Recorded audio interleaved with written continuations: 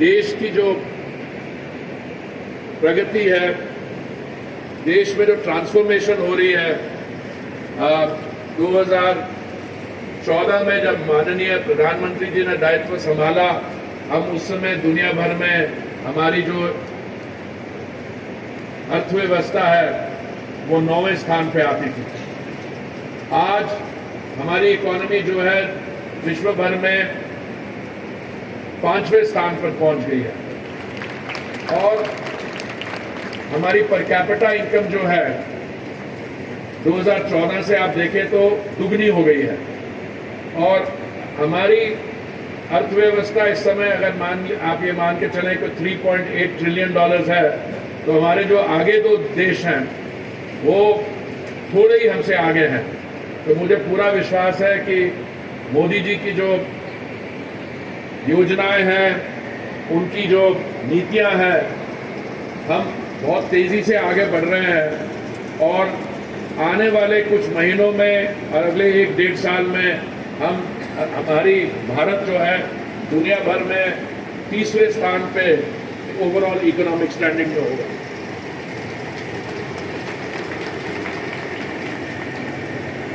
पहले कहा जाता था कि हम विश्व भर में सबसे बड़ी डेमोक्रेसी है। मैं समझता हूं आज ये हम मान के चलें कि हम सबसे बड़ी डेमोक्रेसी नहीं, we are also the world oldest democracy. और इस डेमोक्रेसी के अंदर ये सोशल और इकोनॉमिक ट्रांसफॉर्मेशन लाना, सोशली इंक्लूसिव पॉलिसीज लाना, जिसमें हमारे जो अंडर प्रिविलेज हमारे भाई बहन थे, खास करके जो शेड्यूल कास्ट, शेड्यूल ट्राइब और बाकी जो बैकवर्ड कास्ट हैं, उनकी जो सोशल और इकोनॉमिक प्रोग्रेस उसको बढ़ाना, मैं समझता हूँ ये कॉन्स्टिट्यूशन जो हमारी है, that is the enabling framework within which we can achieve this progress. पिछले वर्षों में कई बार जब मैं आपसे मेरी मुलाकात हुई है और बाकी जगह, तो मैंने आपसे पहले भी शायद आपको मेंशन किया है कि मेरे फादर इन लॉ जो हैं, उनका सौभाग्य था कि वो बाबा साहब के साथ कॉन्स्टिट्यूशन असेंबली में उनको असिस्ट करते थे।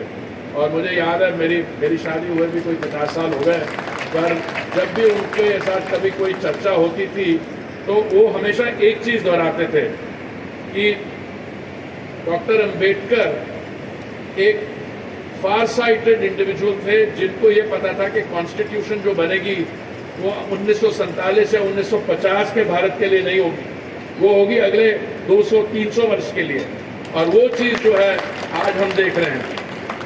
मैं एक कोट जो है बाबा साहब का जो मैं आपके साथ शेयर करना चाहता हूँ, with in quotes, it is workable, it is flexible and it is strong enough to hold the country together both in peacetime and in wartime.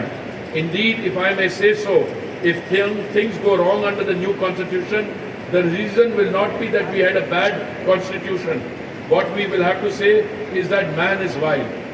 तो कॉन्स्टिट्यूशन जो उन्होंने ड्राफ्ट की, जो कंस्टिट्यूएंट असेंबली और बाद में हमने एक्सेप्ट की, that is stood the test of time. और मुझे लगता है जो भी हमारे सामने चैलेंजेस हों, चाहे वो चैलेंजेस उच्च न्यायालय के सामने हो, चाहे हम लोग उसको डेमोक्रेटिक प्रोसेस में डन करें, but we have to pay a tribute to the founding fathers of our constitution कि उन्होंने हमें बड़ी सॉलिड फाउंडेशन दी, जिसके कारण भारत आज एक दुनिया भर में अपनी जो स्टैंडिंग है, एक इंटरनेशनल ग्रुप है अर्नेस्ट एंड यंग, उन्होंने पीछे फोरकास्ट किया। ये माननीय प्रधानमंत्री जी का तो संकल्प है कि 2047 तक जब हम 100 वर्ष पूरे करेंगे, हम एक विकसित देश होंगे। मुझे पूरी उम्मीद है कि उनकी योजनाओं के कारण हम 2047 की उससे बहुत पहले ही विकसित देश बन जाएंगे। और कह रहे 1940 के आसपास हमारी जो जीडीपी है, it will be close to 26 या 28 ट्रिलियन डॉलर्स। अगर 26 ट्रिलियन डॉलर हमारी जीडीपी होगी तो हमारी पर कैपिटा इनकम जो डबल हुई है 2014 से, वो 6 गुना बढ़ जाएगी। तो 6 गुना बढ़ेगी तो हमारे जो अंडर प्रिविलेज डिसपोजेस्ड लोग हैं, वास्तव में सबसे ज़्यादा इकोनॉमिक बेनिफिट वो जाएगा। सर्वोदय से अंत्योदय, और जो भी संयुक्त राष्ट्र ने सस्टेनेबल डेवलपमेंट गोल्स अडॉप्ट किए थे 2016 में, मोदी जी ने अपनी योजनाओं में 2014 मई के बाद जब उन्होंने दायित्व संभाला ऑलरेडी इम्प्लीमेंट कर दिया है। मुझे बड़ी खुशी है कि आज जब हम बाबा साहब की अचीवमेंट्स को याद कर रहे हैं, सिर्फ उनकी कंट्रीब्यूशन संविधान के ड्राफ्टिंग में नहीं है।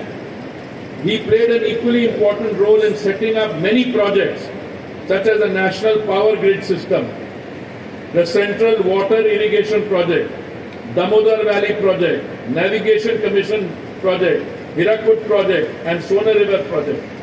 उनकी जो PhD थीसिस थी उसने inspiration the national finance commission of India की एस्टेब्लिशमेंट में, and RBI Act in framing the guidelines for the RBI Act of 1934.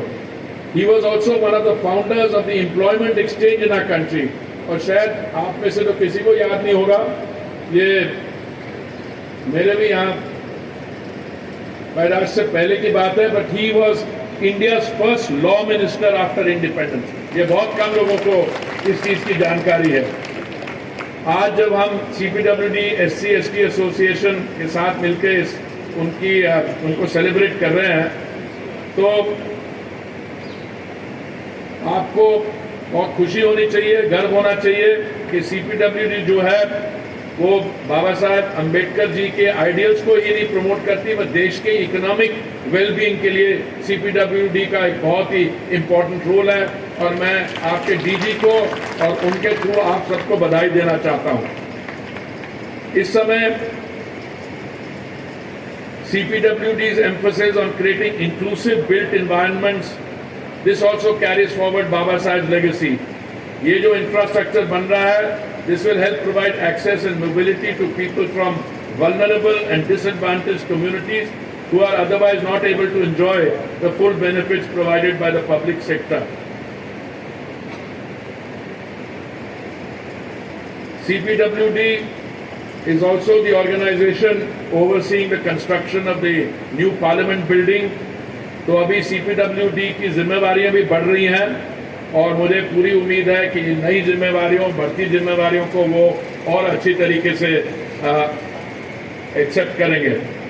इन्हीं कुछ शब्दों के साथ मैं आपको एक बार फिर बधाई देना चाहता हूं ऑन द 132nd बर्थ। बहुत धन्यवाद।